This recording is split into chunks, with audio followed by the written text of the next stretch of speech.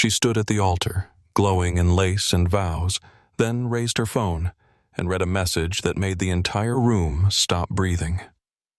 Her voice trembled as she named names, dates, and a hidden folder that shouldn't have existed, while the groom's smile collapsed in real time. The silence that followed wasn't confusion, it was collective dread.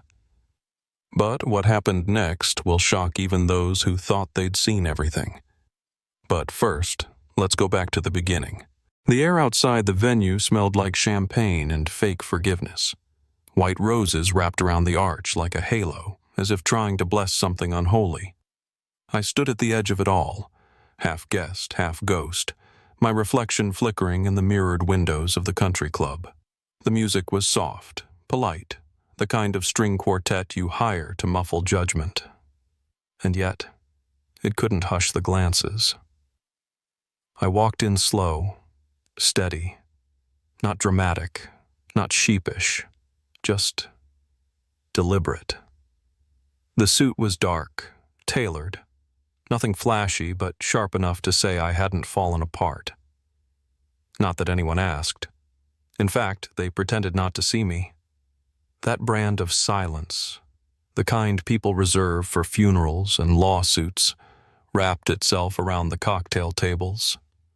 Some turned away mid-conversation. Others watched through tilted wine glasses. I was the living, breathing glitch in their carefully curated day.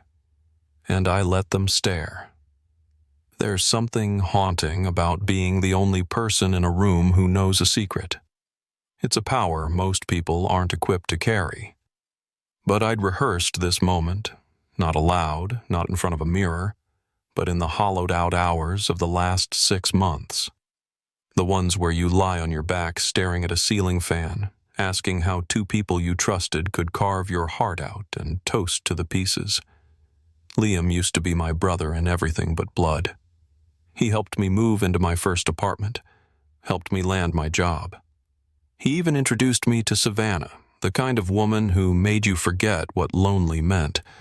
And then, slowly, quietly, they forgot I was human. They called it unexpected. Love just happens, they said. That was their shield, their tagline, their excuse for erasing me from the frame while cropping themselves into something picture perfect.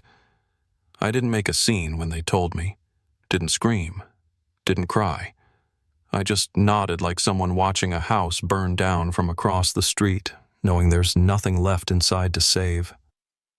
But when that invitation came, white linen, gold font, RSVP enclosed, I didn't shred it. I didn't rage. I circled the date and smiled. Because mistakes like that, they're not random.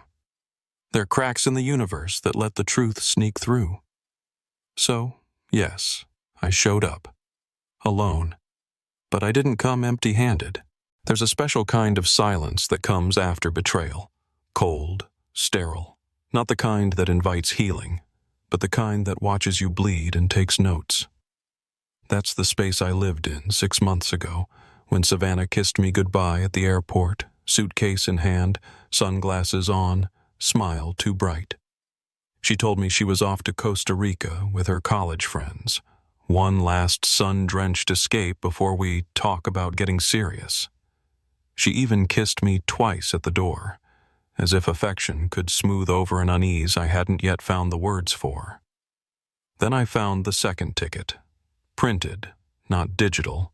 She was never good with apps.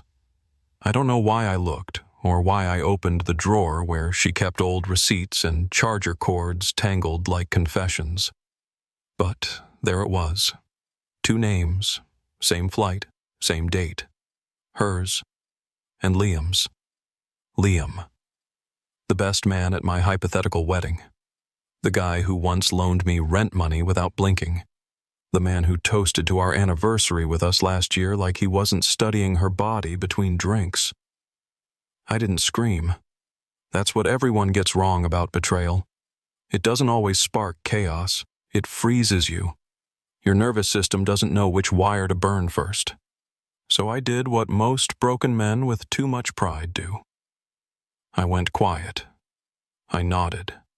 I kept living beside her like nothing had changed, though everything had. The confrontation came days later, when she returned smelling like mango lotion and bad decisions. I asked calmly, because calm is a scalpel when used right. Her face cracked immediately.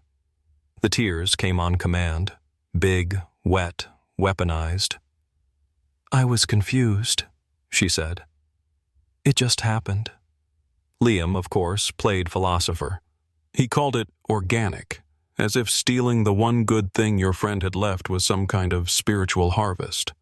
That was when I ceased to be a person in their story. I became a loose thread, disposable, a glitch in their timeline. They deleted me socially, erased me digitally. Friends stopped texting. Mutuals turned neutral. The world closed ranks around their narrative, and I let it. But I didn't let go, because I remembered something Liam once said in a whiskey haze during our startup days. People are only as faithful as their secrets. He had secrets, lots of them, and he stored them on a cloud drive we once shared, one he thought I forgot existed. He was wrong. I didn't disappear. I started digging. It was the kind of wedding people post about to make their lives look enviable. Garden venue, golden hour lighting, rows of manicured hedges, as if even nature had RSVP'd to perfection. Waiters floated by with champagne flutes. A harpist plucked notes so delicate they barely touched the air.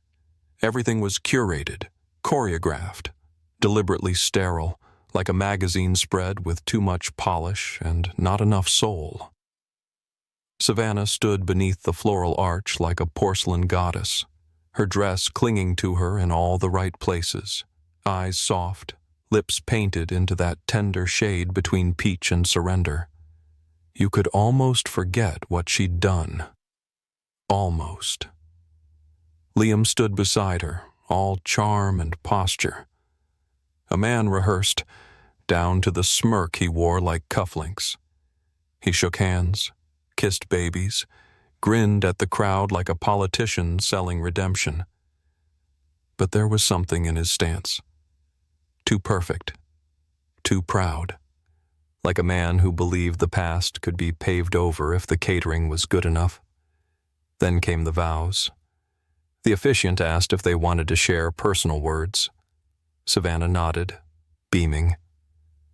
"I'd like to read something special," she said, her voice smooth like a secret. She pulled out her phone with hands that didn't tremble. Yet. That would come later. At first, no one thought much of it. People assumed it was a poem, a love letter, something sappy from Pinterest. Then she began to read. Her voice cracked on the second sentence. "Savannah, before you marry the man who says you're his forever." You could feel it. The room inhaled sharply, like the walls had lungs. "Ask him about Lexi, Rachel, and the Vegas trip in 2019. A few heads turned. "Ask him about the folder on Dropbox labeled Weekend Projects." Silence. A different kind of silence now.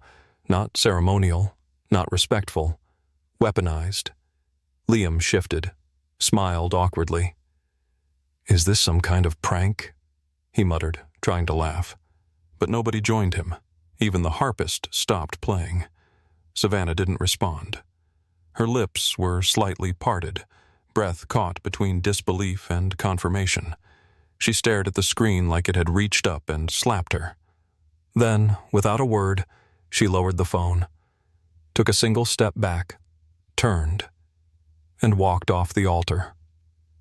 No scream, no meltdown, just a stillness so profound it sucked the warmth from the room. The moment the music stopped was the moment everyone realized. The wedding wasn't a celebration, it was a reckoning. It ended not with a bang, but with the slow, excruciating collapse of a lie too polished to survive the weight of truth. The wedding, so meticulously planned, detailed to the thread count of the table linens, unraveled in seconds. There was no dramatic outburst, no storming of the altar, Just Savannah's silence walking away like a blade through ceremony. It was surgical. I didn't have to lift a finger.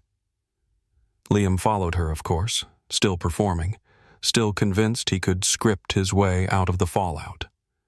But Savannah's father cut him off before he could reach her dressing suite.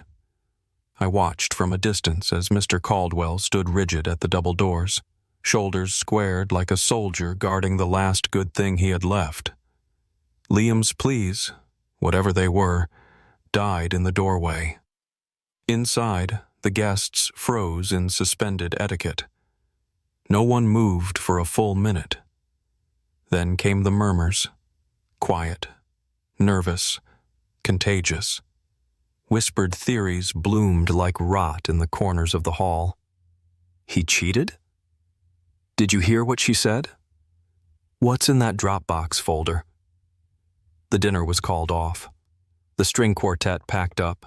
The caterers started boxing up untouched hors d'oeuvres. The sound of champagne bottles being recorked was louder than the music had been all afternoon. Whatever magic had existed was gone, exorcised by a message read aloud in front of 200 people. Some guests looked at me like I'd set fire to a church, but most avoided my eyes entirely. That's the thing about truth. Once it shows its face, it doesn't matter who delivered it. It just is. And everyone has to sit in its presence. I didn't gloat, didn't smirk. I didn't even finish my drink. I just stood for a while, watching the wreckage settle.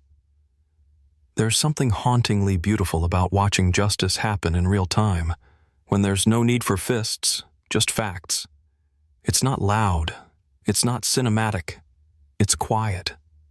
That's what unnerves people the most.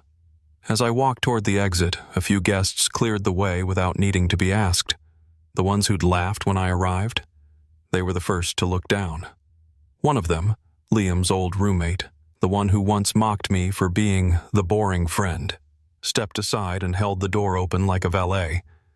I didn't say thank you. Some moments deserve nothing but silence, and in that silence, I won.